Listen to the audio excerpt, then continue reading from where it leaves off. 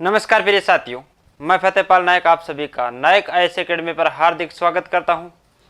तो चलिए आप आज क्या करेंगे, जो एलपी एंड टेक्नीशियन की जो वैकेंसी आ रखी है इसमें साइंस से रिलेटेड यानी आपके सामान्य विज्ञान से संबंधित आपके मोस्ट 1000 प्रश्नों को हम डेली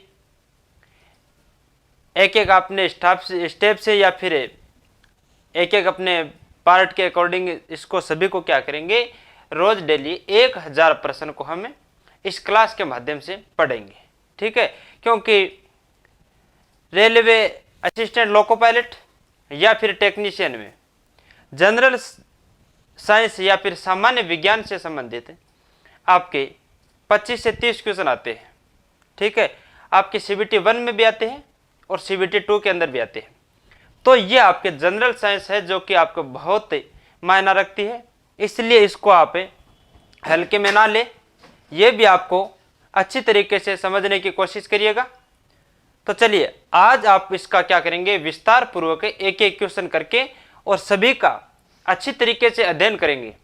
हाँ, हो सकता है आपका ऑब्जेक्टिव टाइप क्वेश्चन हो, लेकिन उसको क्या है समझेंगे उस अकॉर्डिंग जिस प्रकार आपका एक क्वेश्चन के माध्यम से 3 से 4 क्वेश्चन आपका हल हो सके। ठीक है, यानी आपका जिस किसी माध्यम से अगर मान ले लेंस से संबंधित क्वेश्चन आ गया, ठीक है, अगर ऑब्जेक्टिव टाइप है फिर भी आप क्या करेंगे, लेंस के बारे में विस्तार पूर्वक पढ़ने की कोशिश करेंगे, जिससे कि आपका लेंस से संबंधित या फिर दर्पण से संबंधित या फिर किसी भी एक एक करके आप समझ सकते हो।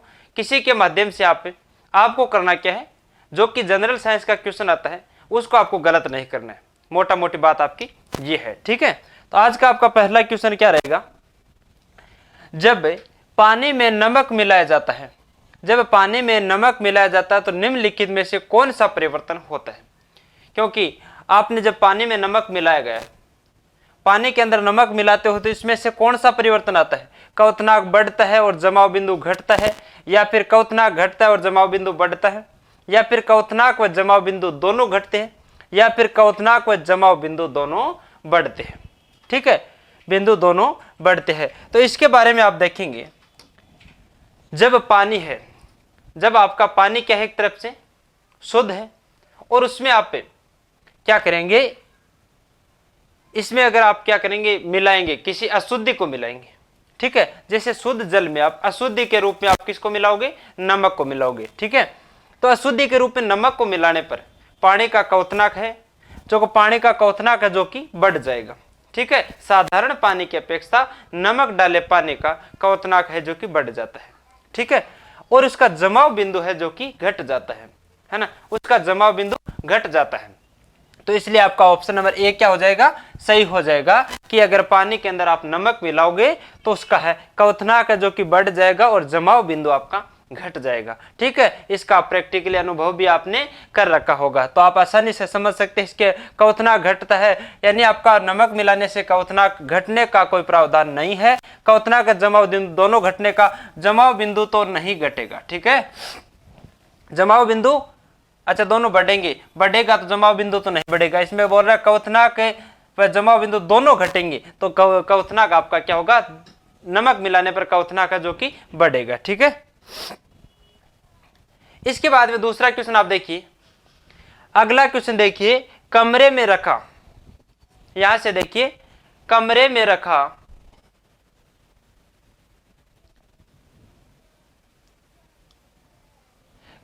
रखा रेफ्रिजरेटर, रेफ्रिजरेटर आप सब लोग समझ रहे होंगे किसको बोलते हैं। रेफ्रिजरेटर का दरवाजा खोलकर आप कमरे को कुछ डिग्री ठंडा कर सकते हो, या फिर आप इसको रेफ्रिजरेटर के तापमान तक ठंडा कर सकते हो।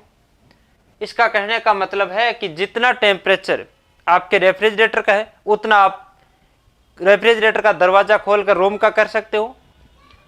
आप अंततः कमरे को थोड़ा गर्म कर सकते हो, आप कमरे को न तो गर्म न ठंडा कर सकते हो। ठीक है, यानी चारों ऑप्शन आपके सामने हैं। ठीक है, चारों में से कौन से को सिलेक्ट करोगे। ठीक है, तो सबसे पहला ऑप्शन आप देखिए, आप कमरे को कुछ डिग्री ठंडा कर सकते हो। बिल्कुल नहीं कर सकते। क्यों नहीं कर सकते, कि रेफ्रिजरेटर का मतलब होता है, आपने घरों के अंदर आपका फ्रिज देखा, आपने घरों के अंदर जो इस प्रकार का फ्रिज रखा होता है उस फ्रिज को आप सामान्य भाषा में उसको क्या बोलते हैं, रेफ्रिजरेटर। तो सभी लोगों रेफ्रिजरेटर और फ्रिज में ज्यादा अंतर नहीं है, और सब लोगों के रेफ्रिजरेटर का नाम लेते ही आप आसानी से समझ सकते हो कि किसको बोलते हैं, फ्रिज को बोलते हैं। ठीक है, अब इसका कहने का मतलब है कि फ्रिज का कभी कभी दरवाजा खुला रह जाता है। फ्रिज का दरवाजा है जो कि सामान्यतः कभी कभी खुला रह जाता है। तो खुला रहने से बाहर जो फ्रिज से बाहर आपकी गैसें निकलती है, उससे आपने अनुभव किया होगा कभी कि आपका रूम है जो कि ठंडा होता हुआ नजर आ रहा है, या फिर गर्म होता हुआ नजर आ रहा है, या फिर कितना गर्म होता है तो वह किस प्रकार से होता है। ठीक है, आप कमरे को कुछ डिग्री ठंडा, तो फ्रिज को आप कभी भी खोल कर चेक कर लेना, फ्रिज को खोलने के बाद में रूम कभी ठंडा नहीं होता है। अगर फ्रिज के खोलने से रूम ठंडा होता तो आप कभी भी पंखे या फिर कूलर का इस्तेमाल नहीं करते। क्यों नहीं करते कि आपने रूम का जो कि फ्रिज का दरवाजा खोलकर छोड़ देते और 10-15 मिनट या फिर आधा घंटे में आपका रूम ठंडा हो जाता, तो आप एसी वाली फीलिंग है जो कि आप फ्रिज से ले सकते थे, जबकि ऐसा नहीं होता है। ठीक है, आप इसको रेफ्रिजरेटर के तापमान तक ठंडा कर सकते हैं, नहीं कर सकता है, 1% भी इसको ठंडा नहीं कर सकते। रूम को आप फ्रिज के माध्यम से 1% भी ठंडा नहीं कर सकते। आप अंततः कमरे को थोड़ा गर्म कर सकते हो, बिल्कुल ये राइट बात है, अंततः थोड़ा गर्म कर सकते हो। कारण रेफ्रिजरेटर का दरवाजा खुला रखने से उसमें अनेक प्रकार की गैसें जैसे क्लोरोफ्लोरोकार्बन जैसी गैसें हैं जो कि फ्रिज से बाहर निकलती है। फ्रिज को जो कि खुला छोड़ने से फ्रिज से बाहर निकलती है, और वह गैसें क्या है, बाहर निकल से आपके रूम को ज्यादा गर्म नहीं, नॉर्मल गर्म करेगी। तो आपका ये ठंडा होने वाला ऑप्शन डिलीट हो जाएगा। यहाँ पर देखो, ज्यादा ठंड, इतना गर्म भी नहीं कि आप सर्दियों में उसको खोल कर छोड़ दे और आपका रूम है जो कि गर्म हो जाए। वो आपको हीटर करता है। रूम को गर्म कौन करता है, हीटर करता है। और रूम को एकदम से ठंडा कौन करता है, आपकी एसी करती है। ठीक है, और एसी को वो आगे पढ़ेंगे, एसी वाला आएगा तो, या फिर हीटर का आएगा तो आगे पढ़ेंगे। लेकिन एकदम से गर्म तो कौन करता है, हीटर करता है। और एकदम से ठंडा कौन करता है, आपके जो कि एयर कंडीशनर बोलते हैं उसको। तो आपके एयर कंडीशनर जो कि आपको रूम को ठंडा करता है। यहां से आप नॉर्मल गर्म की बात करिए। ठीक है, खुला छोड़ने से नॉर्मल आपका कुछ परसेंट 5-10 या फिर 1-2% गर्म हो जाएगा। तो अंततः कमरे को थोड़ा गर्म का मतलब इसमें 2% से 5% आपका गर्म होगा। तो यहाँ से आप कमरे को न तो गर्म और न ही ठंडा कर सकते हो। आप पर न तो गर्म, बिल्कुल न तो गर्म का मतलब होता है कि 1% भी गर्म नहीं होता है, तो आपका न गर्म हो जाता। लेकिन ये बोल रहा है कुछ गर्म होता, बिल्कुल होता है। आपने खुला करके चेक कर लीजिए, नॉर्मल इसमें। हाँ, एक बार फ्रिज को खोलते ही थोड़ी, एक बार पास में जो व्यक्ति होते हैं उसको ठंडी हवा नजर आती है, लेकिन वो एक बार ठंडी होती है, लेकिन जैसे बाहर आती है तो वह गर्म हो जाती है। ठीक है, उसी प्रकार से आप आसानी से समझ सकते हैं कि वह रूम को थोड़ा गर्म कर सकती है, कारण जिसमें से निकलने वाली क्लोरोफ्लोरोकार्बन जैसी गैसें हैं जो रूम को गर्म कर देती है। ठीक है, ये हो गई आपकी गैसों के बारे में। अब यहां से आप देखिए, फ्रिज के अंदर आपका फ्रीजर ऊपर की ओर लगाया जाता है। इससे आप समझ सकते हो ऊपर की ओर लगाया जाता है। ठीक है, यहां से देखो फ्रिज होता है, और फ्रीजर जो कि फ्रिज के ऊपर वाले भाग में फ्रीजर लगा होता है ना।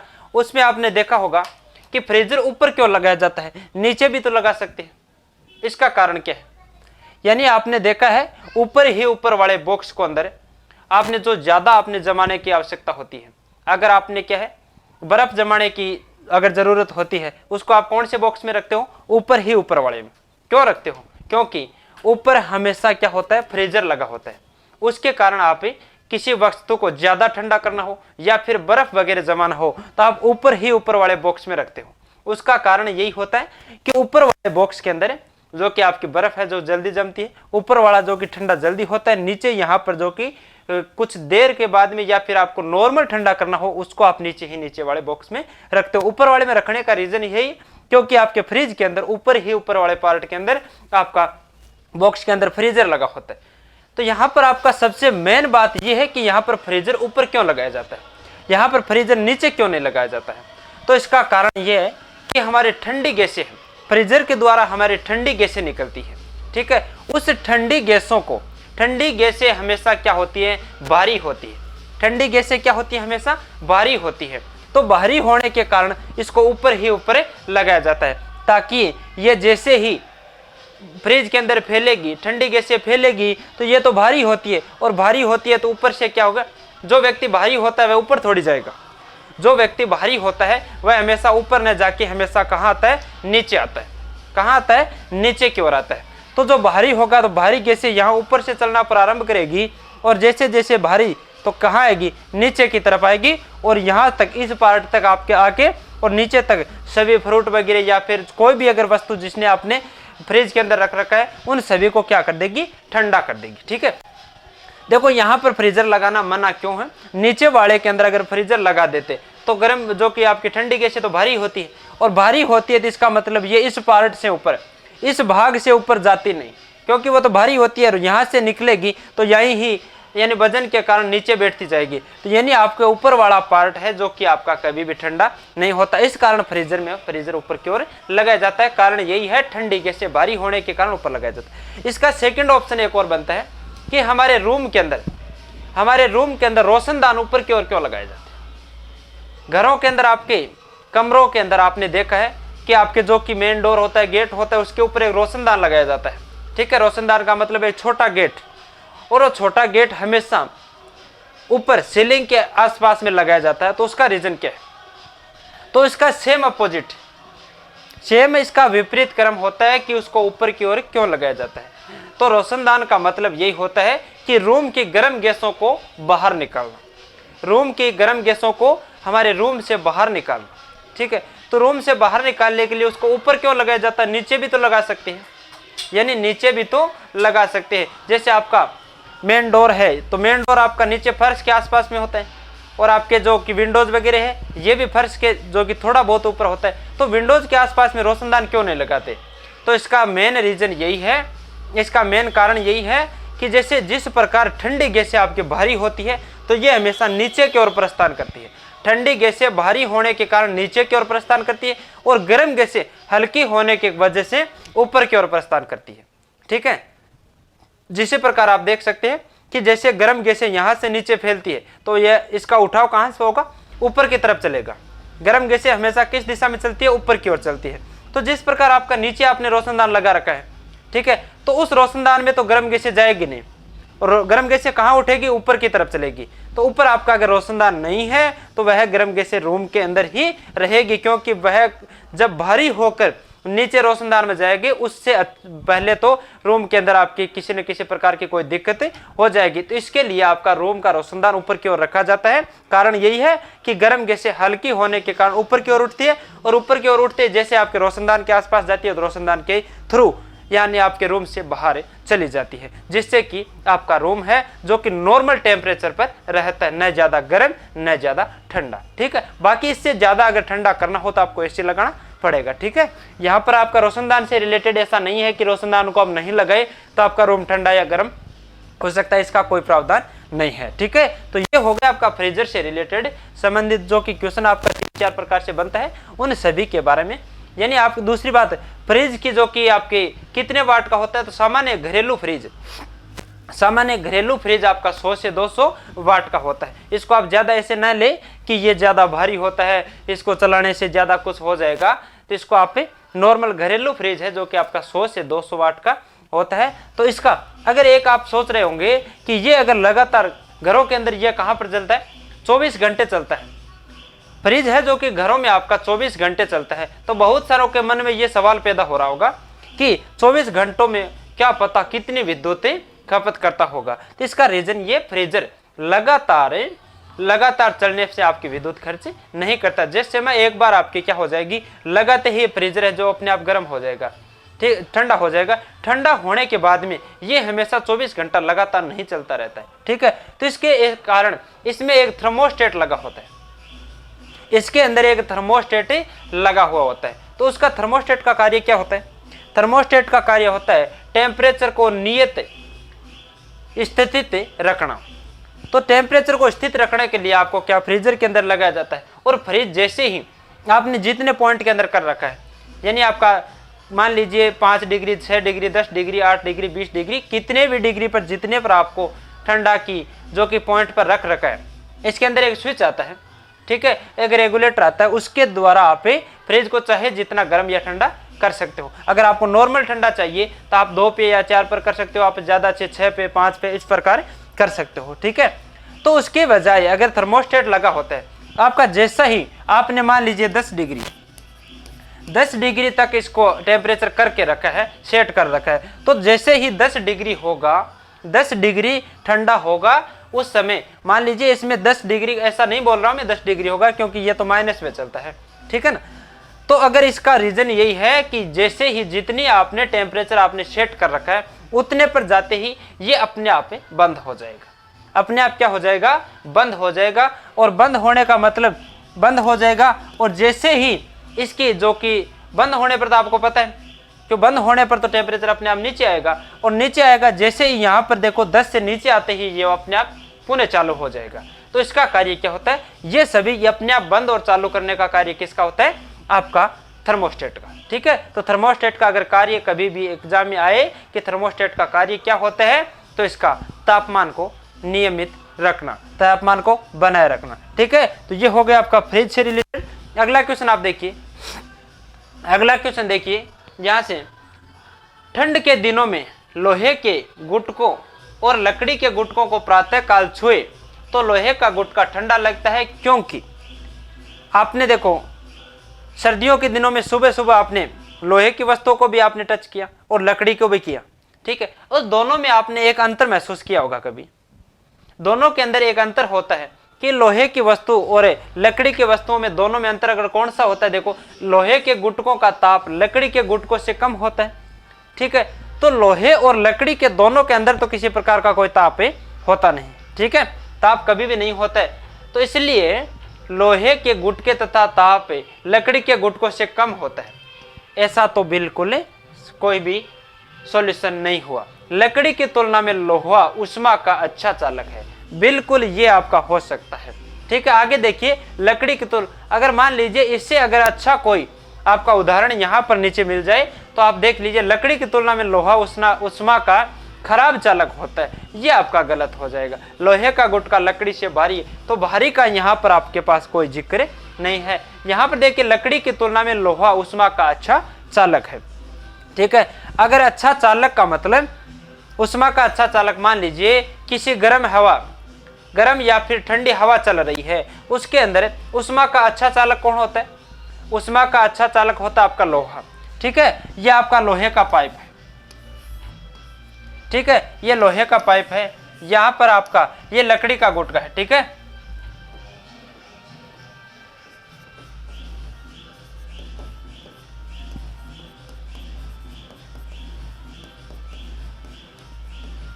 ये लोहे का पाइप है, ये लकड़ी का गुटका है, ठीक है, मान लीजिए। तो लोहे के आप क्या करोगे, जैसे इसमें नॉर्मल ऊष्मा होगी, ठीक है, अगर नॉर्मल ऊष्मा होगी, ये अपने आप क्या है, ऊष्मा का अच्छा चालक है। अच्छा चालक का मतलब होता है इसके अंदर नॉर्मल सर्दी हुई, ये अपने आप पूरा का पूरा क्या हो गया, ठंडा हो गया। नॉर्मल हल्की सी सर्दी हुई, ये सारा का सारा क्या हो गया, ठंडा हो गया।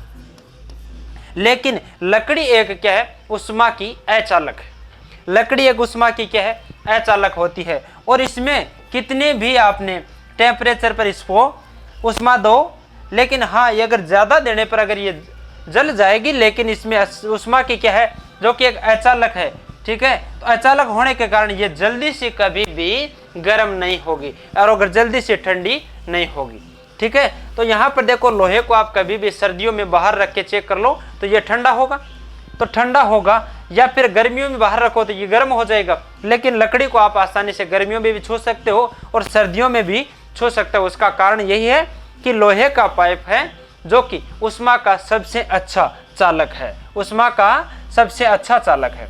तो यहाँ पर दे लकड़ी की तुलना में अच्छा, ठीक है, लकड़ी की तुलना में अच्छा चालक है, ठीक है। तो यहाँ से आपका 2 नंबर ऑप्शन क्या हो जाएगा, सिलेक्टेड हो जाएगा, ठीक है। आगे चलिए, संवहन द्वारा ऊष्मा स्थानांतरण हो सकता है ठोस एवं द्रव में, ठोस एवं निर्वात में, गैस एवं द्रव में, निर्वात एवं गैस में, ठीक है। यहाँ पर ऊष्मा का तात्पर्य क्या होता है, साथियों, ऊष्मा का तात्पर्य होता है संवहन द्वारा ऊष्मा का स्थानांतरण हो सकता है, ठीक है। तो यहाँ पर हीट बोले तो ऊष्मा एक ऊर्जा है। ऊष्मा वह ऊर्जा है जो कि वस्तु को केवल तापांतर के आधार पर एक स्थान पर, यानी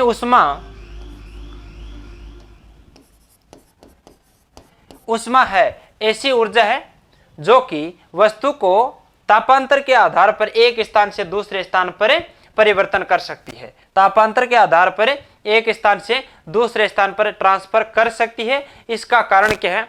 कर सकती है, यह एक दूसरे उष्मा का एक दूसरे स्थान पर ट्रांसफर होना क्या कहला जाता है? उष्मा संचरण कहलाता है। क्या कहलाता है?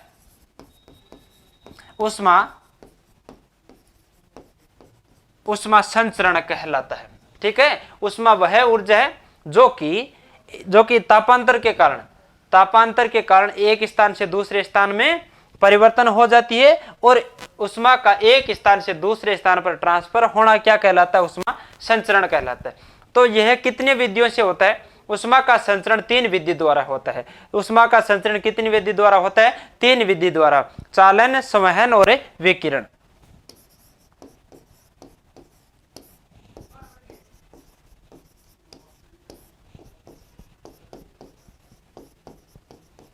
कितने विधियों से होता है? चालन, संवहन और विकिरण के कारण उष्मा का एक स्थान से दूसरे स्थान पर ट्रांसफर होता है। तो इसी कारण आप बात करें आप संवहन की, तो संवहन का किस में होता है? संवहन का किस में होता है? तो यहां पर देखो, गैस एवं द्रव में किसका जो कि होता है? स्थानांतरण संवहन का।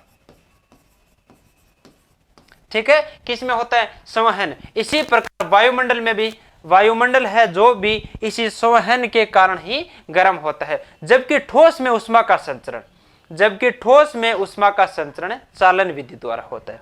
ठीक है, यहां पर देखो वायुमंडल में भी, वायुमंडल हमारा गर्म होता है, वह किसकी वजह से गर्म होता है? संवहन की वजह से। लेकिन ठोस हमेशा किसकी वजह से गर्म होता है? चालन विधि के द्वारा। ठीक है, किसकी विधि के द्वारा? चालन विधि के द्वारा। ठीक है, मान लीजिए एक लोहे की रोड है और इसको यहां से गर्म करो, यहां से गर्म करो, तो ये लास्ट में चलते चलते जिसमें यहां पर ये लाल होगी, तो लाल होगी फिर भी यहां से गर्म हो जाएगी। इसका रीजन क्या है?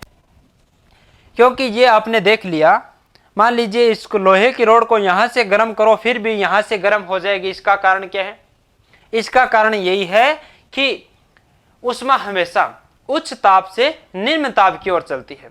उष्मा हमेशा क्या करती है? उच्च ताप से निम्न ताप की ओर चलती है। तो यहां पर देखो, यहां पर ये जैसे जैसे गर्म होगा तो इसके अंदर क्या होगा? उच्च ताप होगा। उच्च ताप होगा तो उच्च ताप हमेशा, यहां पर तो देखो ये रोड ठंडा पड़ी है, ये ठंडी होने के कारण से इसमें कहा है? इसमें उच्च तापमान, यहां पर निम्न है, यहां पर निम्न तापमान है, तो उच्च तापमान से निम्न ताप की ओर चलने पर उष्मा का जो मेन कार्य क्या होता है? उच्च ताप से हमेशा निम्न ताप की ओर चलती है। तो लोहे की रोड को यहां से गर्म करने पर यहां से अपने आप गर्म हो जाएगी, अपने आप गर्म हो जाएगी। ऐसा आपने महसूस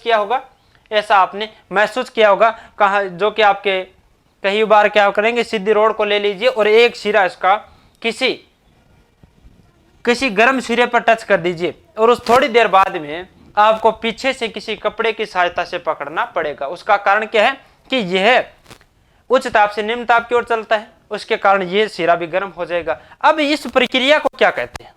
ठीक है, यहां से देखो, यहां से गर्म किया फिर भी यहां तक गर्म हो गया, तो यह कौन सी प्रक्रिया के कारण, उष्मा की कौन सी विधि के द्वारा यह गर्म हुआ? यह चालन विधि के द्वारा।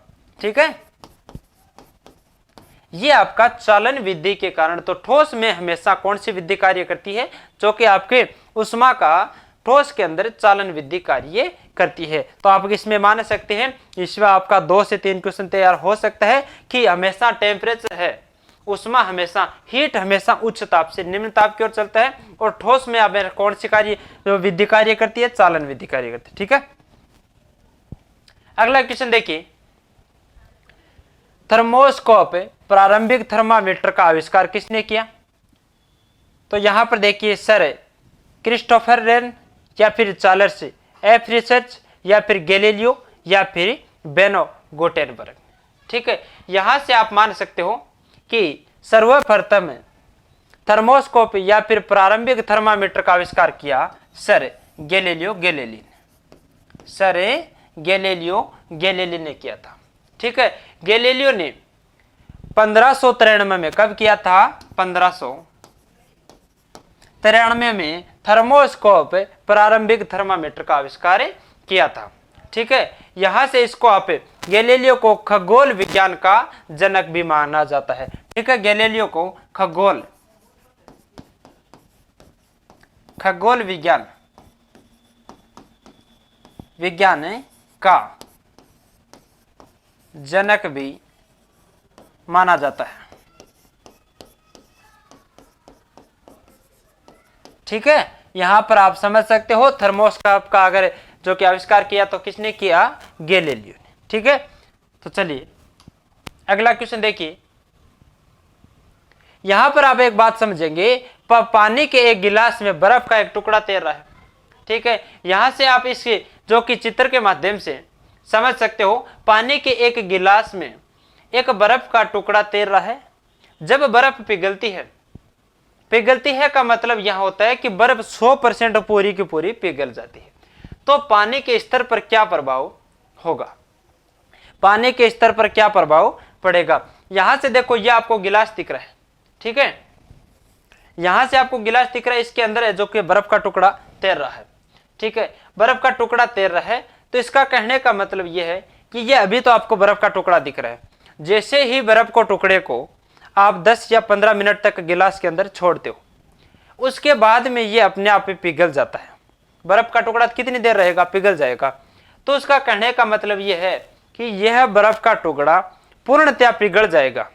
तो पिघल जाने के बाद में इस पानी का स्तर है जो कि ऊपर उठेगा या फिर नीचे आएगा। यानी इसका कहने का मतलब पानी का स्तर बढ़ेगा या फिर घटेगा या फिर अपरिवर्तित रहेगा या फिर कोई सी भी प्रक्रिया संभव नहीं है। तो इसमें इसका कार्य क्या होता है कि बर्फ तैर रही है, तो उसके अगर पूर्णतया, हमेशा ध्यान रखिए, बर्फ के पूर्णतया पिघल जाने के बाद में कभी भी पानी के स्तर पर कोई इफेक्ट नहीं पड़ता है, कोई प्रभाव नहीं पड़ता है। जिस समय बर्फ के टुकड़े तैरते वक्त अगर पानी का स्तर जो था वही उसके पूर्ण पिघल जाने के बाद में रहेगा, कहने का मतलब अस्थिर रहेगा, तो उतना ही रहेगा। सी ऑप्शन में देखिए, उतना ही रहेगा। तो आपका ऑप्शन क्या हो जाएगा? सी ऑप्शन सही हो जाएगा। लेकिन इसके बाद में एक प्रक्रिया और बनती है। ठीक है, यहां पर देख लिए, कई बार एग्जाम में क्वेश्चन आ जाता है कि अगर क्या है, पानी के भरे गिलास के अंदर एक बर्फ का टुकड़ा तैर रहा है, तो आप हमेशा याद रखिए कि बर्फ का टुकड़ा जैसे भी तैरता है, ठीक है, तो आपका न तो पूरा टुकड़ा पानी के ऊपर रहता है। ठीक है, जैसे आपने क्या कर रखा है, जैसे आप कागज को गिरो, पानी के ऊपर आप कागज को गिरो, कागज पूरा का पूरा पानी के ऊपर रहता है। ठीक है, जैसे आपके वोट वगैरह है ना, नाव वगैरह, तो नाव पूरी की पूरी पानी के अंदर रहती है। लेकिन आप कभी बर्फ को गिर के चेक किया, बर्फ को आपने पानी के ऊपर गिरा के चेक किया, तो ये आधा तो पानी के ऊपर रहता है और आधा पानी के अंदर चला जाता है। तो अंदर जाता है तो कितना भाग अंदर रहता है और कितना बाहर रहता है। ठीक है, तो यहां से अगर बात करें, एग्जाम में क्वेश्चन आ जाता है कि अगर पानी के अंदर बर्फ का टुकड़ा तैर रहा है तो उसका कितना भाग पानी के बाहर रहता है। हमेशा याद रखिए 1/10 भाग पानी के बाहर रहता है। 1/10 भाग है जो कि पानी के बाहर रहता है। ये हो गया आपका एक क्वेश्चन कंप्लीट। अगर एक दूसरा क्वेश्चन और बनता है, अगर आप चाहे तो ये बर्फ का टुकड़ा हमेशा आप इसी के कारण आप एक काम करो, ये बर्फ के टुकड़े की जगह आप एक लोहे का छोटा गोला लो, है ना, वो एक लोहे का छोटा गोला लो और उसको इस बर्फ के टुकड़े का आकार का बना लीजिए। ठीक है, और आप बर्फ को गिराओ, बर्फ ऊपर तैरेगी। लेकिन इसी अकॉर्डिंग आप छोटा किसी भारी आइटम को या फिर कंकड़ पत्थर ले सकते हो, उसको आप उधर रखो, वह तैरेगा नहीं, नीचे जाएगा पेंदे पे। तो आप इससे सोच नहीं रहोगे कि यह बर्फ का टुकड़ा नीचे, क्योंकि आपको देखने में भारी लग रहा होगा। ठीक है, तो अगर यहां पर ये देख रहा है तो बर्फ का टुकड़ा ऊपर क्यों तैर रहा है, ये नीचे पेंदे में क्यों नहीं जा रहा? तो इसका कारण यह है कि बर्फ का घनत्व है पानी के घनत्व से क्या होगा? कम होगा। बर्फ का घनत्व है पानी के घनत्व से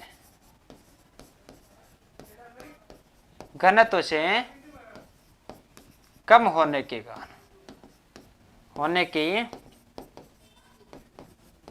कारण हमेशा बर्फ है जो कि पानी के ऊपर तैरती है। तो यहां से आपके 3 क्वेश्चन कंप्लीट हो गए। सबसे पहला पॉइंट तो आपका ये हो जाएगा कि पानी के स्तर पर पिघलने के बाद में इस पर कोई इफेक्ट नहीं पड़ता। दूसरा, अगर बर्फ का कितना भाग बाहर रहता है, 1/10 भाग। तीसरा, बर्फ ऊपर क्यों तैरती है, क्योंकि बर्फ का घनत्व पानी के घनत्व से कम होने के कारण बर्फ का टुकड़ा ऊपर तैरता है, जबकि लोहे का घनत्व पानी के घनत्व से ज्यादा होने के बाद में आपका जो कि लोहे का वस्तु इसके अंदर डूब जाती है। तो यहां से आप देख सकते हैं पानी का घनत्व अधिकतम कितने डिग्री पर होता है, पानी का घनत्व अधिकतम कितने डिग्री पर होता है, तो आपका 4 डिग्री सेंटीग्रेड पर पानी का घनत्व अधिक और आयतन न्यूनतम किस पर होता है, 4 डिग्री सेंटीग्रेड पर। ठीक है, यहां से आप देख सकते हैं। तो अगला क्वेश्चन इसी के माध्यम से आप देखिए, थर्मोस्टेट का प्रयोजन क्या है। मान लीजिए थर्मोस्टेट का कार्य क्या होता है, तापमान को नापना, तापमान को बढ़ाना, तापमान को स्थिर रखना, तापमान को विद्युत से बदलना। अब तापमान को विद्युत में बदलना ये थर्मोस्टेट का कार्य नहीं हो सकता। यहां पर आप देख रहे होंगे कि यहां से यह आपकी इलेक्ट्रो प्रेस आपको दिख रही है, इसको यहां पर देने का रीजन क्या है, रीजन यही है, थर्मोस्टेट आपको दिख रहा होगा। थर्मोस्टेट का कार्य मैंने अभी बताया था कि इसका कार्य होता है टेम्परेचर को नियत तापमान तक बनाए रखना। ठीक है, तापमान का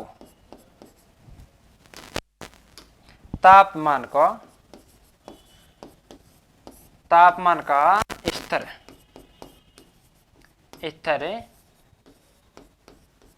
बनाए रखना।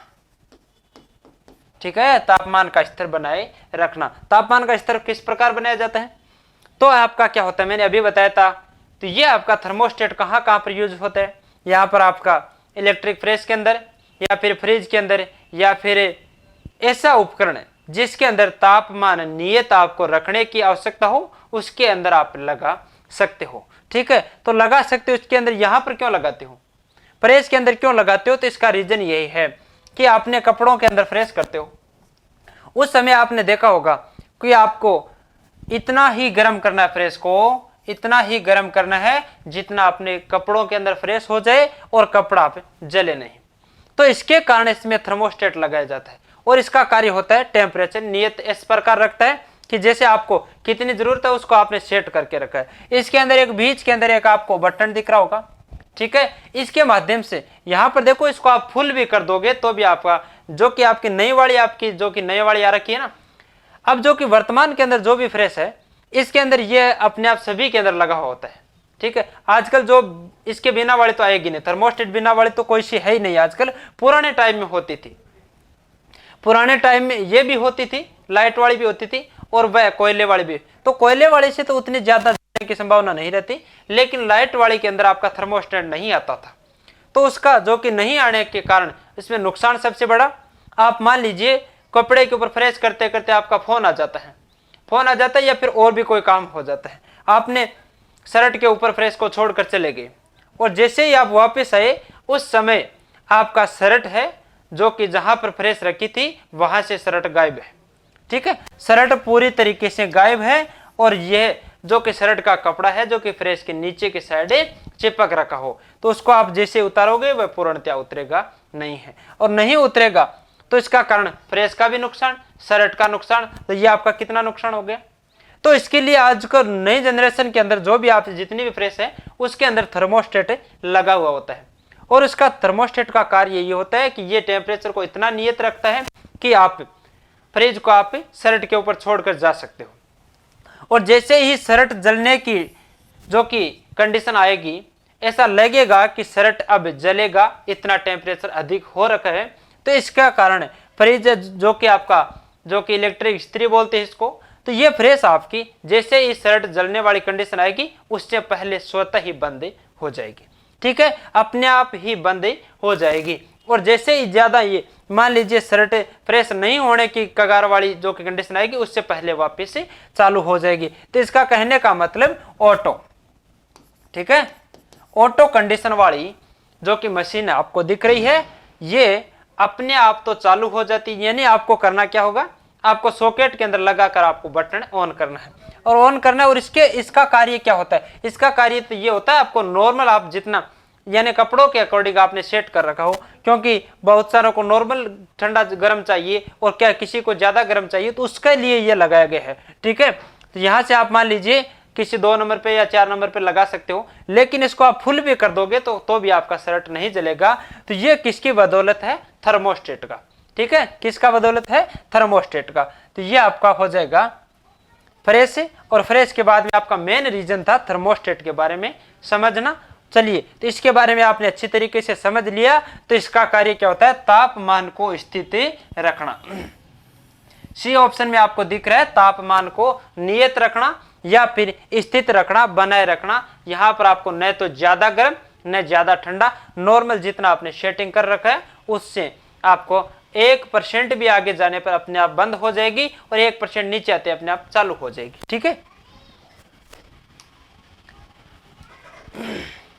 अगला क्वेश्चन देखिए, न्यूनतम तापमानों क्रायोजेनिक्स का अनुप्रयोग होता है, कहां पर होता है? अंतरिक्ष यात्रा, शल्यक्रम एवं चुंबकीय प्रोत्साहन में, या फिर शल्यक्रम चुंबकीय प्रोत्थापन एवं दूरमिति में, या फिर अंतरिक्ष यात्रा शल्यक्रम एवं दूरमितियों में, या फिर अंतरिक्ष यात्रा चुंबकीय प्रोत्साहन एवं दूरमितियों में।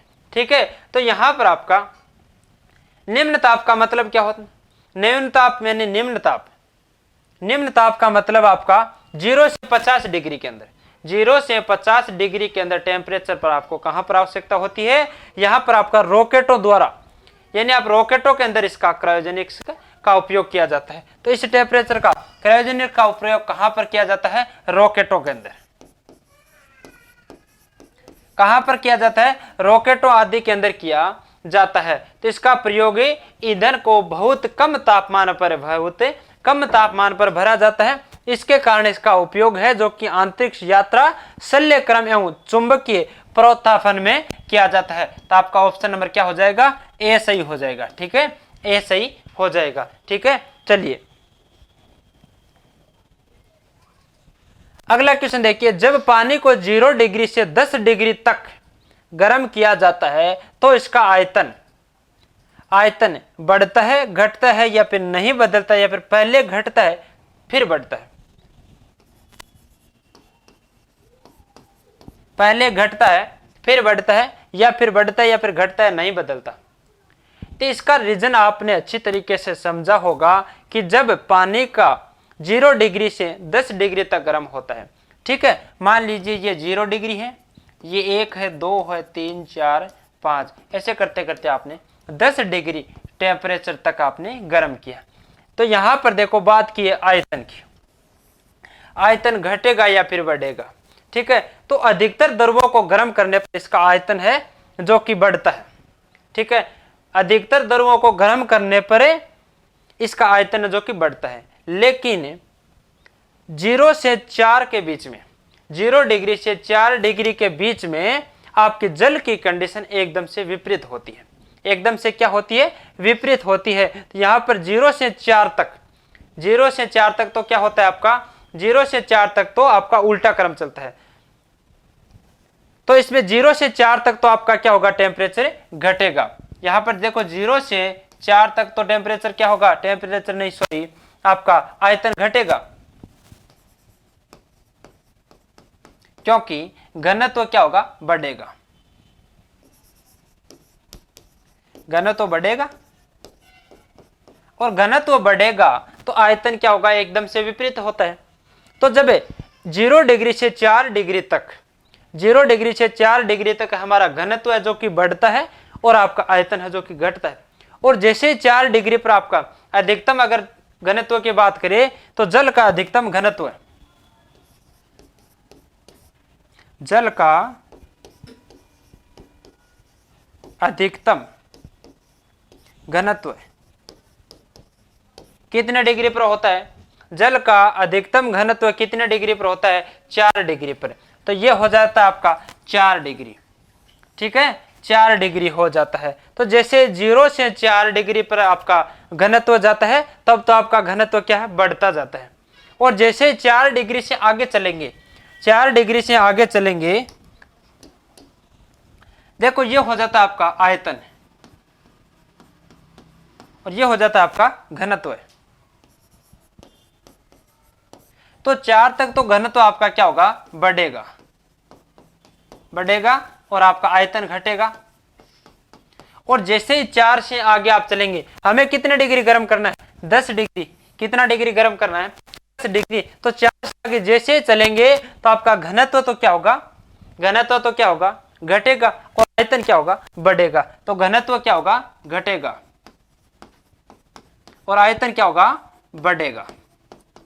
ठीक है, आयतन क्या होगा, बढ़ेगा। तो यहां से आप एक चीज नोट की आपने कि आपने 0 डिग्री से 10 डिग्री तक गर्म किया। ठीक है, 0 डिग्री से 10 डिग्री तक किसी का, जो कि आपने पानी को गर्म किया। हमारे पास वस्तु क्या है, पानी है। तो पानी को 0 डिग्री से 10 डिग्री तक गर्म किया। तो यहां पर देखो 0 से 4 डिग्री, 0 से 4 डिग्री तक तो क्या हुआ, उसका घनत्व बढ़ा, तब आयतन क्या हुआ, घटेगा। आयतन क्यों घटता है, क्योंकि घनत्व के अपोजिट होता है, इसलिए घटता है। और 4 डिग्री के बाद में इसका घनत्व बढ़ा, घनत्व घटा, तो ये आपका आयतन अपने आप क्या होगा, बढ़ जाएगा। तो यहां से आप ऑप्शन देखिए, ऑप्शन नंबर डी देखो, ऑप्शन नंबर डी देखो, पहले घटता है फिर बढ़ता है। ठीक है, पहले घटता है, पहले का मतलब 0 डिग्री से 4 तक तो आपका क्या हुआ, घटा, फिर आपका क्या हुआ, बढ़ा। यहां पर देखो आपकी एक कंडीशन नहीं थी, एक कंडीशन नहीं है, क्योंकि पहले घटा फिर बढ़ा, तो आपके बढ़ता। ओनली फॉर एक कंडीशन तो नहीं है, इसको डिलीट करो। ओनली फॉर घटता, ये कंडीशन ओनली फॉर सिंगल नहीं है, नहीं बदलता, बिल्कुल बदल। 0 डिग्री से 10 डिग्री जाने पर आपका आयतन कितनी बार बदला, 2 बार, क्योंकि पहले तो घटा उसके बाद में बढ़ा। क्योंकि कारण घटा क्यों और बढ़ा क्यों, क्योंकि आपका घनत्व है जो कि 0 डिग्री से 4 डिग्री तक तो आपका पहले स्तर चेंज रहता है, उसके बाद में आपका चेंज हो जाता है। और आपके अगर पूछा जाए कि जल का अधिकतम घनत्व कितने डिग्री पर होता है, 4 डिग्री पर। ठीक है, इसको आप अच्छी तरीके से समझ सकते हो। यहाँ पर अगर 0 से अगर 10 डिग्री की बात है, अगर एक कारण और हो सकता है, अगर किसी जल को 0 डिग्री से 3 डिग्री तक गर्म करते हो, ठीक है, 0 डिग्री से 3 डिग्री या फिर 4 डिग्री तक गर्म करते हो, यहां पर देखो 0 से 4 डिग्री तक की बात आ जाती है, तो आपका आयतन हमेशा क्या होगा, घटेगा। भाई 0 से 4 डिग्री तक तो घट ही रहा है, 0 से 4 डिग्री तक घट रहा है, तो आपका ऑप्शन नंबर बी सिलेक्ट हो जाता है। क्योंकि 4 के बाद में जैसे आगे चलते हो तब बढ़ता है, जितनी देर तक 0 से 4 डिग्री तक तो घटता है। तो अगर ऑप्शन यहाँ पर सबसे पहले क्वेश्चन को अच्छी तरीके से समझ लीजिए, 0 से 4 डिग्री तक पूछा है तो हमेशा क्या होगा, घटेगा। तो आप आसानी से इसको समझकर अगले क्वेश्चन को देखिए। मोटर कार में शीतलन तंत्र, रेडिएटर, शीतलन तंत्र या फिर रेडिएटर किस सिद्धांत पर कार्य करता है, तो किस सिद्धांत पर कार्य करता है, यह आपने देखा होगा। भाई मोटर कार में शीतलन तंत्र, रेडिएटर किस सिद्धांत पर कार्य करता है, तो यहां पर आप देखिए सबसे पहले मोटर कार, मोटर कार का ऑप्शन क्यों लगा रखा है भाई, मोटर कार में शीतलन तंत्र, यह शीतलन तंत्र आपने देखा हुआ होगा, यह आपका हो जाएगा एकदम हिंदी नाम। तो आप शीतलन तंत्र आप देखा हुआ नहीं भी है, आप नहीं भी जानते हो, तो इससे अच्छा आप रेडिएटर को जानते होंगे। ठीक है, रेडिएटर को जानते होंगे, और रेडिएटर आपने देखा हुआ होगा। भाई ज्यादा तो सबसे पहली बात तो आपके गाड़ियों के अंदर लगा होता है, गाड़ियों के अंदर आपने ट्रैक्टर वगैरह, या फिर सबसे अगर किसी ने नहीं देखा तो शादी समारोह में आप जनरेटर पर जाते हो, गाड़ियों में तो किसी ने खोल कर नहीं देखा होगा, लेकिन आप जैसे भी शादी समारोह में आपका जनरेटर होता है, उस जनरेटर के आगे लगाया जाता है। इसका कार्य क्या होता है, रेडिएटर का कार्य क्या होता है, इसके अंदर पानी भरा हुआ रहता है, इसके अंदर क्या भरा रहता है, पानी भरा रहता है। ठीक है, और पानी भरा रहता है, और इसका कार्य होता है इंजन को ठंड प्रदान करना। ठीक है, ये जैसे ही आपकी गाड़ी चलती है, तो गाड़ी चलती है तो इसके माध्यम से हवा को खींचता है। ठीक है, हवा को इसी प्रकार खींचता है, और खींचता है तो इसके अंदर जल रहता है, और जल भी इतना नहीं है कि ये आपका क्या होता है, ये इतना ऐसा नहीं है किसी लोहे का डायरेक्ट आपका कोई पात्र बना रखा है उसके अंदर जल भर दिया, ऐसा नहीं है। इसके अंदर छोटी छोटी, ठीक है, जाली नुमा आकृति बना रखी है, इसके अंदर छोटी जाली नुमा आकृति बना रखी है। इसके अंदर पानी है जो कि आपका एकदम से बारीक कणों के आधार से बूंदों के माध्यम से चलता है। ठीक है, यहां से पानी वापस ऊपर जाता है, ऊपर से वापस नीचे आ जाता है। ठीक है, जैसे यहाँ से ऊपर ठंडा होगा तो ठंडा होकर नीचे जाएगा, और नीचे से जैसे गर्म होगा तो गर्म का मतलब ऊपर जाएगा। ऐसे आपका पानी है जो कि फिल्टर होता हुआ चलता है। तो आपका इसका कार्य मेन तो क्या है, रेडिएटर का कार्य होता है कि इंजन को ठंडक प्रदान करना। लेकिन हमें पूछा इसका सिद्धांत किस सिद्धांत पर कार्य करता है, तो ये हमारा केवल संवहन सिद्धांत पर कार्य करता है। किस सिद्धांत पर कार्य करता है? रेडिएटर हमारा संवहन सिद्धांत के कार्य पर कार्य करता है। तो यहां से आप इस रेडिएटर को देख के आप अंदाजा लगा सकते हो, ये आपने देखा भी होगा कि कहां पर इसका उपयोग होता है। यह आपका रेडिएटर आप सभी ने देख रखा होगा। तो इसका कार्य क्या होता है? यह संवहन के आधार पर कार्य करता है। और गाड़ियों मोटरों में क्यों लगाया जाता है? कि इंजन को ठंड प्रदान करने के लिए। इसके अलावा और भी आपने रेडिएटर देखा होगा, तो आपने ट्रांसफार्मर वगैरह देखा, तो ट्रांसफार्मर के बाहर की साइड आपके कूलिंग पाइप देखा है। तो कूलिंग पाइपों के अंदर भी आपका इसी आकार में आपका रेडिएटर बनाया हुआ होता है। और उसको क्यों लगाया जाता है? क्योंकि ट्रांसफार्मर आपका बहुत ज्यादा हीट उत्पन्न करता है, ठीक है, बहुत ज्यादा हीट उत्पन्न करता है, उसके कारण वह गर्म होता है। और गर्म होने की वजह से उसको ठंडा करने के लिए, उस ऑयल को ठंडा करने के लिए जो कि बाहर की साइड आपका इस कूलिंग पाइप के द्वारा रेडिएटर बनाया जाता है। और उस रेडिएटर के माध्यम से उस ट्रांसफार्मर के ऑयल को ठंडा किया जाता है। तो इसी के माध्यम से आप समझ सकते हैं ये केवल संवहन के आधार पर कार्य करता है। अगला क्वेश्चन देखिए, कड़े जाड़े में झील की सतह हिमती हो जाती है, किंतु उसमें तल में जल का अवस्था में बना रहता है, जल द्रव अवस्था में बना रहता है। यह किस कारण होता है? भैया आपने देखा होगा कि यह आपका क्या है, मान लीजिए आपका, ठीक है, इस प्रकार आपका इसके अंदर कोई पानी भरा है, ठीक है, ये पानी भरा है। इसका कहने का मतलब सर्दियों के अंदर जो कि झील या समुद्र के अंदर यहां पर देखो ऊपर की ओर बर्फ जम जाती है, ठीक है, ऊपर की ओर बर्फ जम जाती है। लेकिन ये बोल रहा है कि उसके तल में जल द्रव अवस्था में बना रहता है, तल में जल है जो कि द्रव अवस्था में बना रहता है। यानी इसका कहने का मतलब सर्दियों में आपने किसी घड़े या फिर किसी बाल्टी वगैरह के अंदर आपने बर्फ जमा हुआ देखा, ठीक है, और उस बर्फ को जमता हुआ देखा है। लेकिन हाँ ठीक है, थोड़ी जगह होती है, छोटी बाल्टियां वगैरह होती है, तो इसके अंदर तो आपका क्या है, पूरी बाल्टी या फिर पूरा गिलास या फिर पूरा, अगर किसी के अंदर अगर आपने बर्फ जमा हुआ देखा है तो यहां पर पूरा जम सकता है। लेकिन जो कि आपके झील समुद्र बड़े होते हैं, इसके अंदर यहां से यहां तक बर्फ जमना संभव नहीं है। क्यों नहीं है? क्योंकि यहां पर आपकी एक बर्फ की परत जम सकती है, लेकिन यहां नीचे, यहां इस तल पर कभी भी बर्फ भी नहीं जमेगी। और पानी आपका ज्यादा, अगर आप कह सकते हो उतना ठंडा भी नहीं रहता है, क्योंकि इसमें मछलियां वगैरह आसानी से निवास कर सकती है। उसका रीजन क्या है? उसका रीजन क्या है कि यहां पर आपका ठंड की वजह से बर्फ जम रखी है, और यहां पर पानी आपका जैसा था वैसा ही द्रव अवस्था में, इस यहां पर बात सकते हैं कि ये द्रव अवस्था में पड़ा है, तो इसका मतलब ये किस अवस्था में हो गया? तो बर्फ का मतलब तो ठोस अवस्था में हो गया, ठीक है। ये द्रव अवस्था मतलब जिस कंडीशन में था उसी में है। तो उसका रीजन क्या है? उसका कारण यही होता है कि बर्फ उष्मा की कुचालक होती है। बर्फ उष्मा की क्या होती है?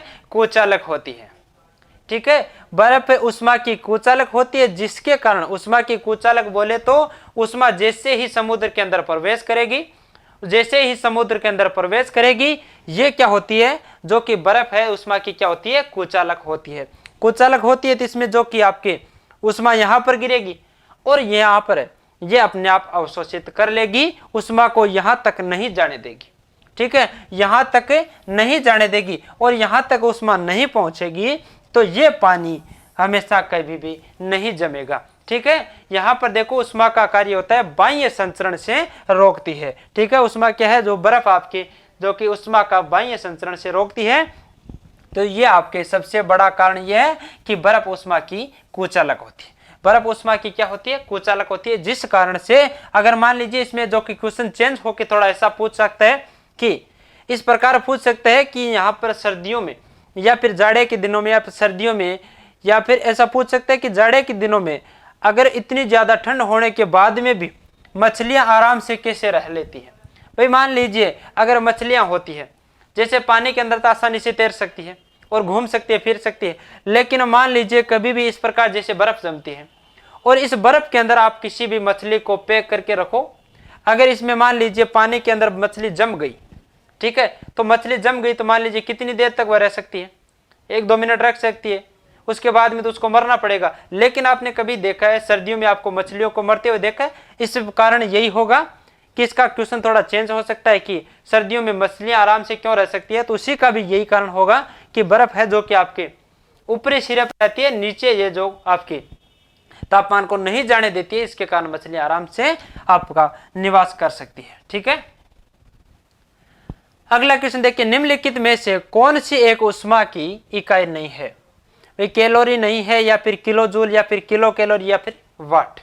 ठीक है, ऊष्मा वह ऊर्जा है, मैंने अभी बताया था, ऊष्मा वह ऊर्जा है जो एक वस्तु से दूसरी वस्तु में केवल तापांतर के माध्यम से ट्रांसफर होती है, केवल तापांतर के माध्यम से एक स्थान से दूसरे स्थान पर प्रवेश करती है।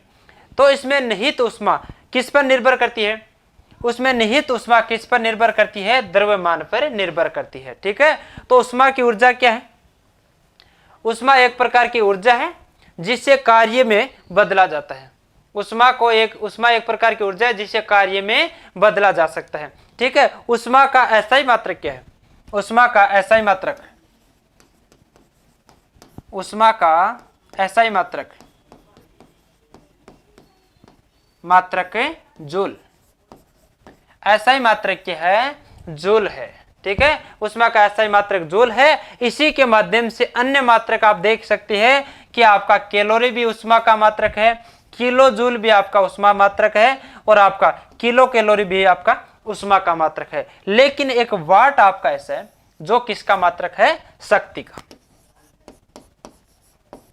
किसका मात्रक है? शक्ति का। यहां पर पूछा जाता है कि कौन सी ऊष्मा की इकाई नहीं है, तो कौन सी नहीं है? आपकी वाट नहीं है, जबकि वाट किसकी इकाई है? शक्ति की इकाई है। शक्ति को किस में मापा जाता है? वाट में। वाट को किससे प्रदर्शित करते हैं? डब्ल्यू से। ठीक है, यहाँ पर मान लीजिए आपके घरों के अंदर कितनी विद्युत है जो कि खर्च हुई, यानी आपने कितनी शक्ति है जो कि आपने खर्च हुई, तो यहाँ पर मान लीजिए 10 वाट 5 वाट है ना, और उसका वाट को आपका जो घरेलू मीटर आता है ना, उसके अंदर आपका जो बिल आता है वह किसके आधार पर बनता है? यूनिट के आधार पर। तो वाट को आपको यूनिट में कन्वर्ट करने के लिए आपको क्या करना होता है? वह आप जिस प्रकार आगे जो आपके इलेक्ट्रिक में आएंगे, यानी आपका विद्युत धारा से संबंधित चैप्टर पढ़ेंगे, उसमें आप आसानी से कवर कर सकते हो। ठीक है, तो इसके लिए आप लगातार हमारे साथ बने रहना। उसके बाद में हमें एक एक करके जो कि आपकी फिजिक्स और बाकी आपकी टेक्निकल है उनको आप अच्छी तरीके से कवर करेंगे। इसके लिए आपको टेंशन लेने की आवश्यकता नहीं है।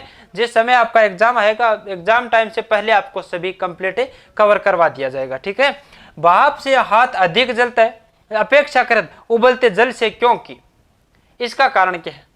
भाई भाप से हाथ अधिक जलता है अपेक्षाकृत उबलते जल से, क्योंकि आपने देखा है कभी, एक तो मान लीजिए किसी टब के अंदर पानी गर्म है, मान लो उतने ही डिग्री में पानी गर्म है, और पानी के अंदर आप हाथ डालिए, हालांकि आपके दर्द होगा, हाथ जलेगा, लेकिन आप जैसे ही बाहर निकाल के थोड़ी देर घूम लोगे तो आपका हाथ सही हो जाएगा।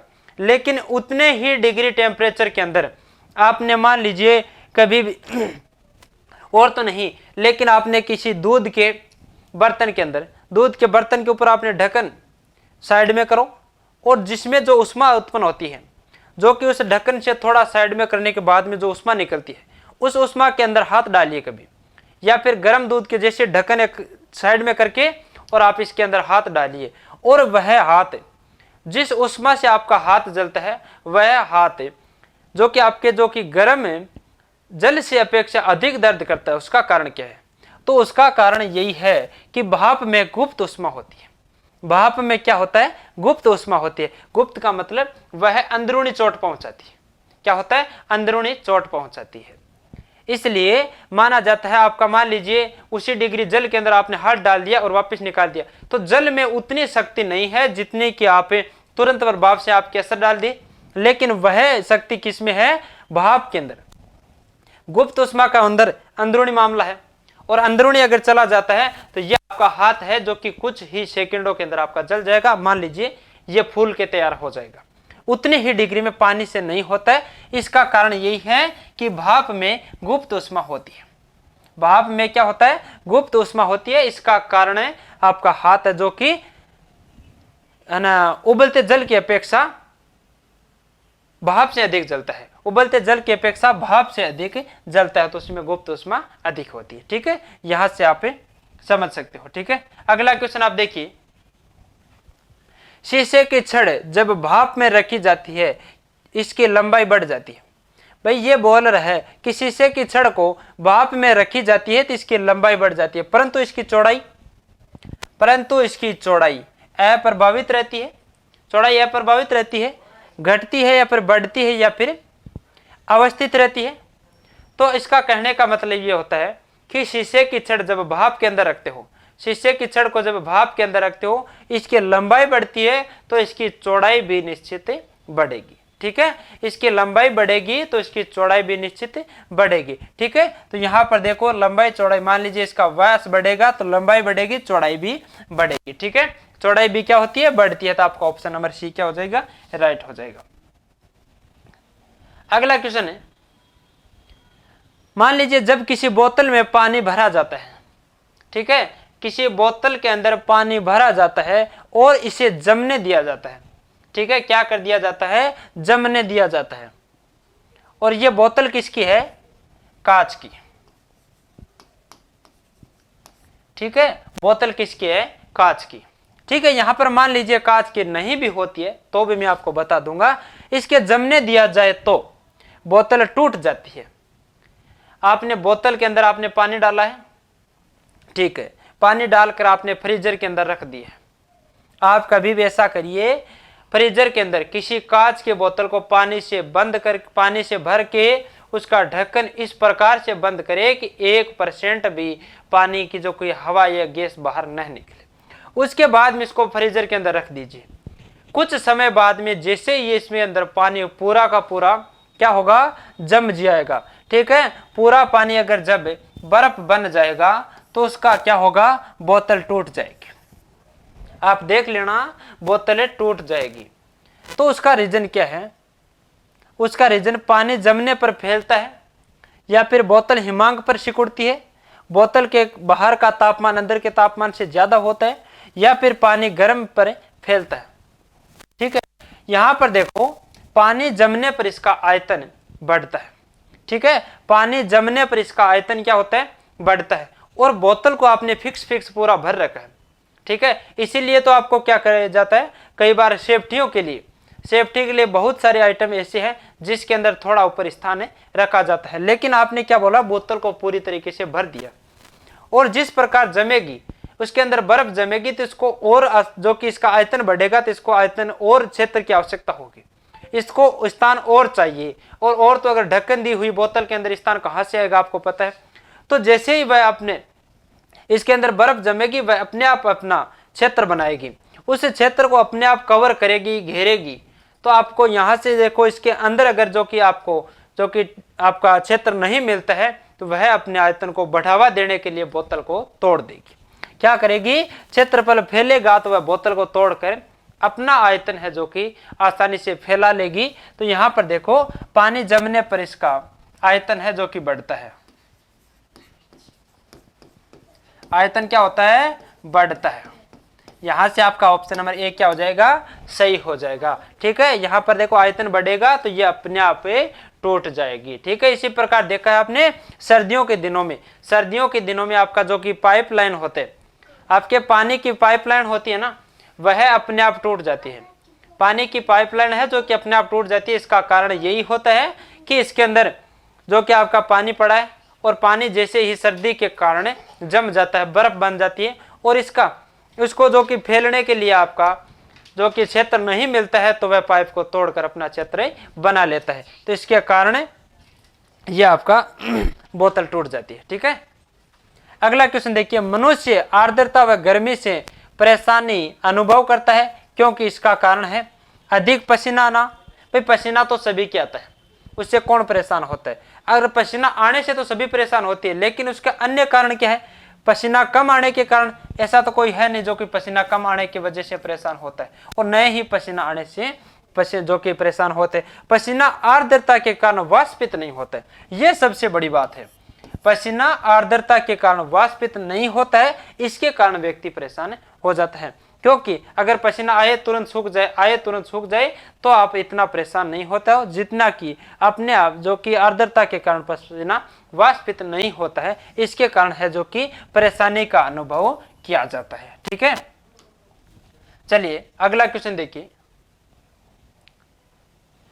जल के आयतन में क्या परिवर्तन होगा यदि तापमान 9 डिग्री से गिराकर 3 डिग्री कर दिया जाए तो? 3 डिग्री कर दिया जाए तो यह आपने अभी तक समझा था, अभी समझाया। 9 डिग्री से बढ़ाकर 9, 8, 7, 6, 5, 4, 3 यहां तक चाहिए क्या? 3 डिग्री तक करना है। यहां पर आपने एक अभी देखा था, एक अभी भी देखा था, आयतन में कोई परिवर्तन नहीं होगा, ऐसा तो नहीं हो सकता, आयतन में बिल्कुल परिवर्तन होगा। ठीक है, आप 9 डिग्री से 3 डिग्री पर जाओगे, आप किसी भी जल को 9 डिग्री से 3 डिग्री तक गर्म करोगे, ये बोल रहा है आयतन में कोई परिवर्तन नहीं होगा। क्यों नहीं होगा? परिवर्तन तो 9 से 3 पर चलने पर तो बिल्कुल होगा। ठीक है, यह आपका ऑप्शन गलत होगा। आयतन पहले बढ़ेगा बाद में घटेगा, आयतन पहले घटेगा बाद में बढ़ेगा। पानी जब जम जाएगा, यह तो कोई कारण फिक्स नहीं है। ठीक है, यह तो कोई कारण फिक्स नहीं है। तो आपने अभी देखा था,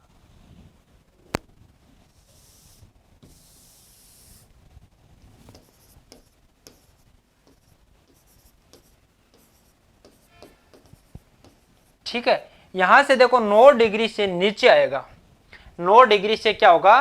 नीचे आएगा। 9 डिग्री से 4 डिग्री तक घनत्व के बढ़ने के कारण आयतन घनत्व क्या होगा? बढ़ेगा।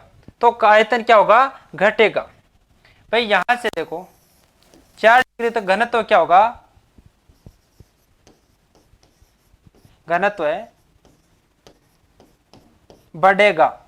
घनत्व क्या होगा? बढ़ेगा, कारण आयतन घटेगा।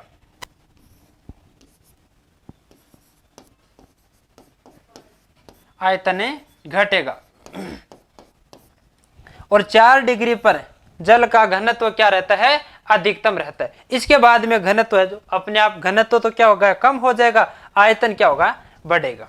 आयतन क्या हो जाएगा? बढ़ेगा। यहां इसके बाद में आयतन क्या हो जाएगा? बढ़ेगा। और घनत्व क्या होगा? घटेगा। तो ये आप यहां से नोट करिए, 9 डिग्री से 4 डिग्री तक तो आपका क्या होगा? आयतन बढ़ेगा, और सॉरी घनत्व बढ़ेगा, और घनत्व बढ़ेगा तो आपका आयतन क्या होगा? घटेगा। क्यों? क्योंकि आयतन है जो कि घनत्व के क्या होता है? विपरीत होता है, उल्टा क्रम होता है। और 4 डिग्री के बाद में 4 डिग्री पर आपका घनत्व होता है वापस है जो कि उल्टा क्रम शुरू हो जाता है, यहां से बाद में वापस घटना शुरू हो जाता है, और घटना शुरू हो जाता है जैसे आपका देखो 3, 2, 1, 0, -1, -2, इसी प्रकार आपका घनत्व है जो कि घटना शुरू हो जाएगा, यहां से आपका आयतन बढ़ना शुरू हो जाएगा। तो यहां से आप समझ सकते हैं यहां से आपका आयतन बढ़ना शुरू हो जाता है। तो इसी कारण देखो आपने मान लीजिए -4 डिग्री है, तो -4 डिग्री पर -4 डिग्री इसी क्रम में चलेंगे तो आपका घनत्व तो घटता हुआ नजर आएगा, और आपका क्या होगा? आयतन क्या होगा? बढ़ता हुआ। भाई आयतन बढ़ता हुआ नजर आ रहा है, तो इसी क्रम में चलते चलते एक कंडीशन ऐसी आएगी, आपका घनत्व है जो कि आयतन इतना बढ़ेगा कि आपकी बोतल है, बोतल के अंदर जल है, तो जल का देखो इस तरह 3 से 2, 1 माइनस पे चलेगा, माइनस में चलेगा तो जल का जमाव बिंदु बढ़ जाएगा, और बढ़ जाएगा तो आपका आयतन बढ़ जाएगा, और आयतन बढ़ जाएगा तो आपका बोतल अपने आप टूट जाएगी। यानी पहले क्वेश्चन की बात कर रहे हैं। तो यहां से आप देखिए 4 डिग्री से हमें चाहिए 3 डिग्री। क्या चाहिए? 3 डिग्री। तो 3 डिग्री तक तो आयतन देखो 4 डिग्री तक तो घटता हुआ आया, और 4 के बाद में बढ़ना शुरू हो गया, 4 से 3 तक। ठीक है, 4 से 9 तक तो क्या होगा? घटेगा, और 4 से 3 तक आपका बढ़ेगा। ठीक है, यहां से आपका ऑप्शन कौन सा कलेक्ट करो? 3 नंबर ऑप्शन, आयतन पहले घटेगा बाद में बढ़ेगा। ठीक है, यहां पर ऑप्शन नंबर सी को कलेक्ट करो। आयतन पहले घटेगा, यानी यहां से देखो क्या होगा? क्या हो रहा है? घट रहा है। क्या हो रहा है? घट रहा है। उसके बाद में देखो क्या हो रहा है? बढ़ रहा है। तो आप आयतन को पूछे, यहीं पर उसी क्रम में पूछ लेता कि 9 डिग्री से लेकर 4 डिग्री तक आपका घनत्व क्या रहेगा, तो घनत्व आपका पहले बढ़ेगा फिर घटेगा। ठीक है, 4 डिग्री के बाद में घनत्व घटता है और 4 डिग्री से 9 डिग्री तक बढ़ता है। ठीक है, यहां से आप सी ऑप्शन को करिएगा। और अगला क्वेश्चन देखिए भाई, पायरोमीटर निम्नलिखित में से नापने के लिए प्रयोग में लाया जाता है। भाई पायरोमीटर से क्या मापा जाता है? पायरोमीटर से क्या मापा जाता है सभी को पता है आसानी से। भाई वायुदाब मापा जाता है, पायरोमीटर से वायुदाब मापा जाता है, आर्द्रता मापी जाती है, उच्च तापमान मापा जाता है, भूकंप की तीव्रता मापा जाता है। तो चलिए, वायुदाब किससे मापा जाता है? बैरोमीटर। किससे मापा जाता है? बैरोमीटर। यहां पर आपका देखो आर्द्रता किसमें मापी जाती है? हाइग्रो। हाइग्रोमीटर से क्या मापा जाता है? आर्द्रता मापी जाती है। वायुदाब किससे मापा जाता है? बैरोमीटर से। उच्च तापमान क्या किससे मापा जाता है? उच्च तापमान मापा जाता है पायरोमीटर। किससे मापा जाता है? पायरोमीटर। अब आप एक चीज और रह गई, भूकंप की तीव्रता किससे मापी जाती है भाई? सिस्मोग्राफ। किससे? सिस्मोग्राफ से। किससे मापी जाती है? सिस्मोग्राफ से। यहां पर देखो आपने बात की उच्च तापमान किससे मापा जाता है? पायरोमीटर की। यहां पर आ जाता है तापमान। तापमान से किससे मापा जाता है? तो आपका हो जाएगा थर्मामीटर। थर्मामीटर। थर्मामीटर से क्या मापा जाता है? तापमान। ऑप्शन में तापमापी भी आ सकता है, ऑप्शन में तापमापी भी आ सकता है, थर्मामीटर से आ सकता है। और तापमान से क्या मापा जाता है? तापमान किससे मापा जाता है? थर्मामीटर से। ठीक है, यहां पर थर्मामीटर से क्या मापा जाता है? तापमान। इसको तापमान भी कह सकते हैं, तापमापी। और अगर बात करें कि उच्च तापमान, उच्च तापमान आ जाता है तो उच्च तापमान कभी भी थर्मामीटर से नहीं मापा जाता है। किससे मापा जाता है? पायरोमीटर से। अब उच्च तापमान की बात आती है तो उच्च तापमान में कौन सा तापमान आता है भाई? सूर्य।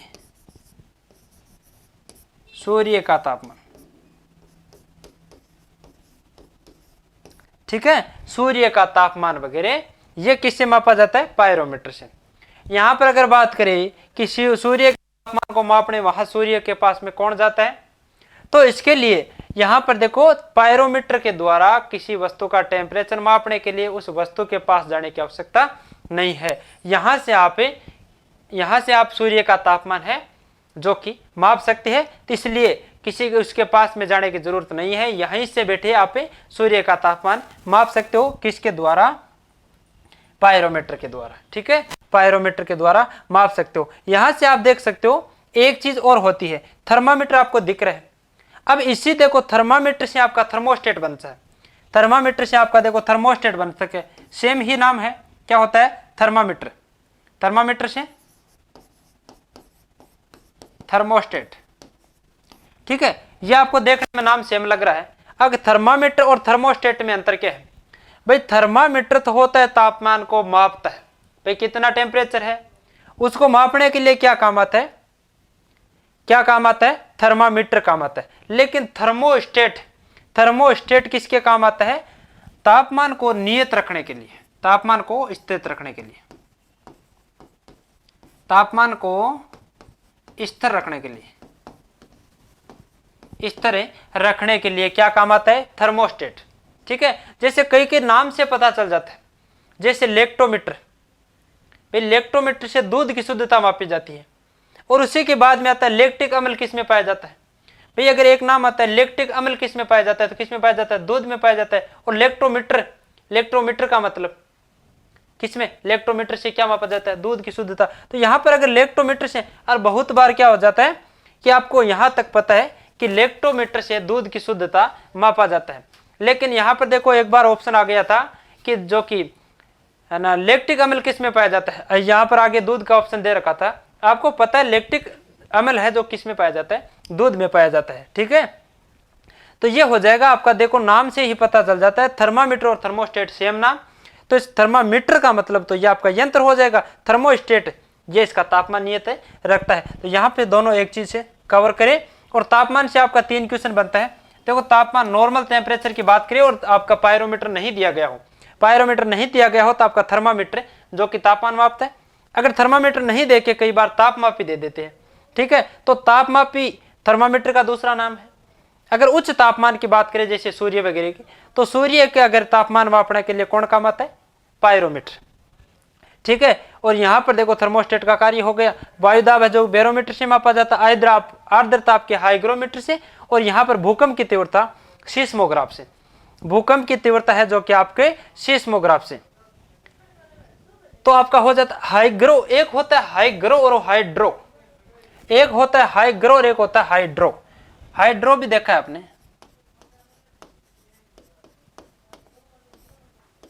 हाइड्रो और हाइग्रो दोनों देखने में सेम है, लेकिन दोनों में अंतर यही है, हाइग्रो है, इसको आप किसी माध्यम से याद करो, लेकिन दोनों में अंतर जरूर है। आप कभी भी एग्जाम में दोनों देखने में आपको सेम लगे, और आप देखो अगर किसी कारण में से हाइग्रो करते आप हाइड्रो कर देते हो, उस दोनों में बिल्कुल अंतर है। देखो हाइग्रो का अर्थ तो है आर्द्रता मापना, और हाइड्रो का मतलब क्या है? द्रव्य का अपेक्षित घनत्व मापना।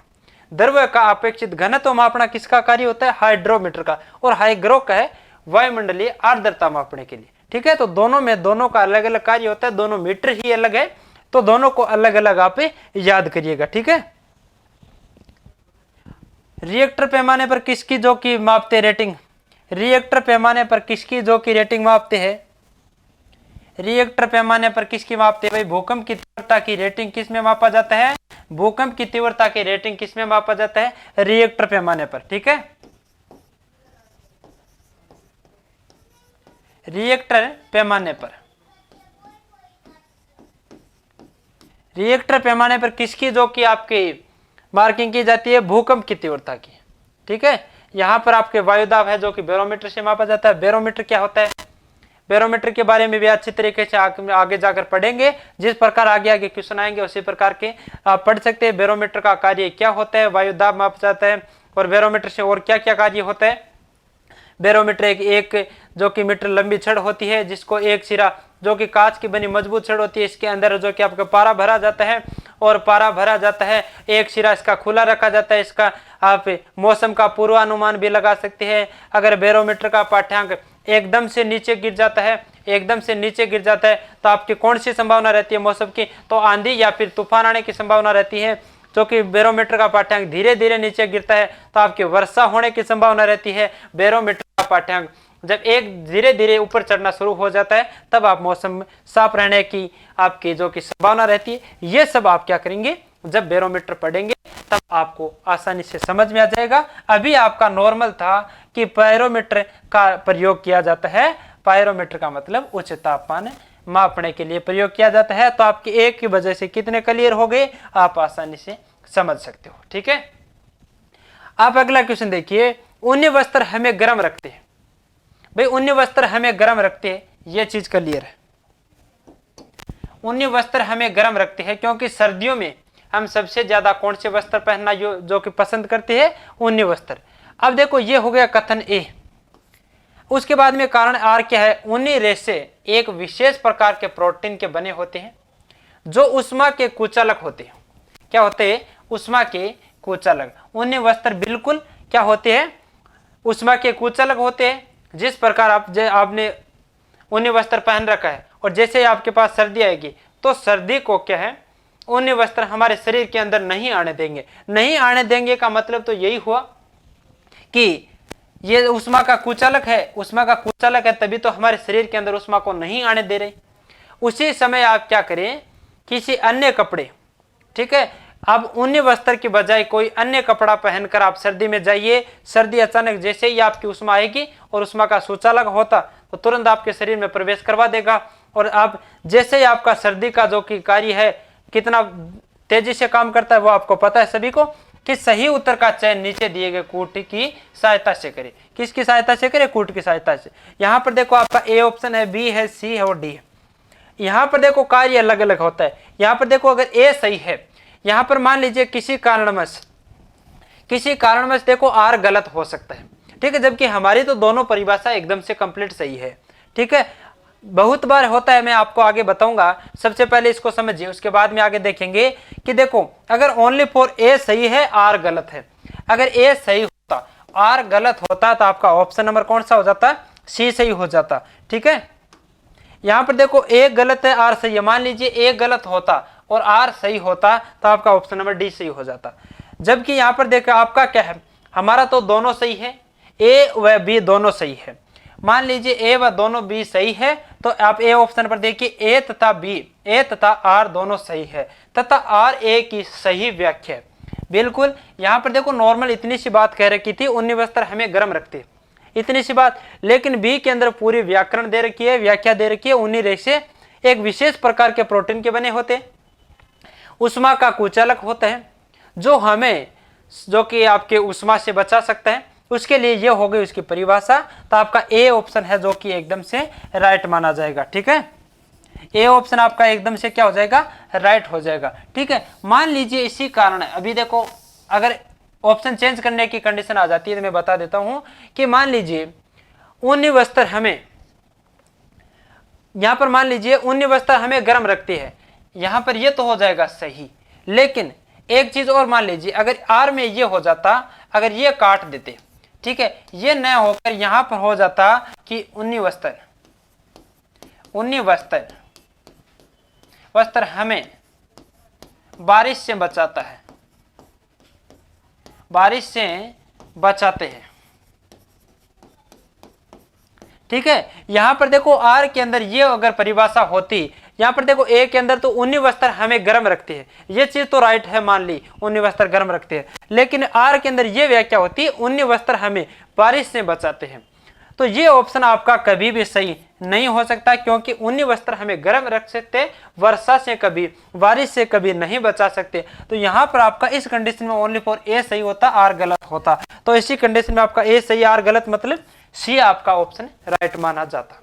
ठीक है, इसी कारण आप अगला क्वेश्चन देखिए। अगला क्वेश्चन आप देखिए,